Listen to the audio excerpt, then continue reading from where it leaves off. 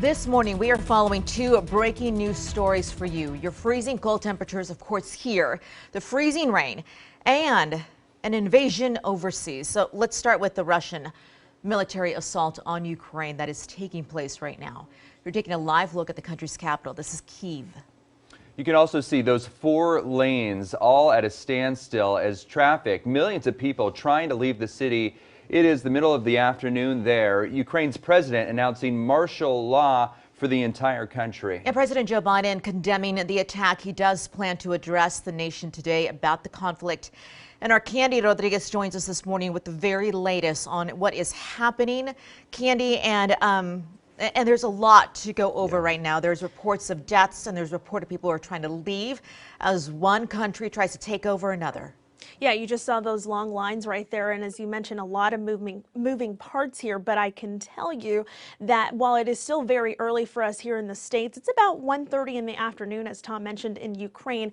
And many European leaders are already working to take action against the Russian president as he continues to invade Ukraine. Now, this morning, a European Union representative is calling these some of the, quote, darkest hours of Europe since the Second World War, adding that the EU will respond in the strongest possible terms and bring what they're calling the, quote, harshest package of sanctions they've ever implemented. Here's what that EU representative had to say early this morning. This is not only the greatest violation of international law, it's a violation of the basic principles of human coexistence. The United States and our allies and partners will continue to respond to Russia's actions with unity, with clarity, and with conviction.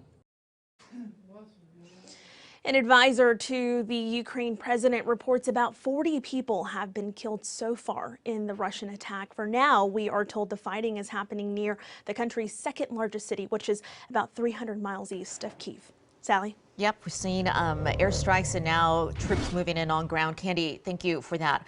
We'll go back to Candy in a bit to see what else she's learning from the invasion. But let's dig into this because you can learn about this conflict and how it impacts U.S. foreign policy. With some University of Texas government professors who are taking that on, teaching that in the classroom by taking it outside of the classroom. They created a YouTube channel hoping to teach people about how what's happening now could impact us for years to come. What this current crisis over Ukraine is really about is the American-led democratic hegemony that had spread over Eastern Europe since the end of the Cold War and the collapse of the Soviet Union, and whether that's going to remain intact or whether, because Russia objects to it, Russia can use, at least right now, force to roll back that infrastructure. I read this as a warm-up in terms of larger changes that could happen in the next 10 or 15 years, whereby he's trying to figure out, and frankly the Biden administration is too, where's the American public on this? Where's Congress on this? And we're a little bit uncertain. Okay, those associate professors have so much more to say about why this is happening, and they're making these videos to give you an idea and illustration of how that impacts you. And you can find all of that on our website at KXAN.com.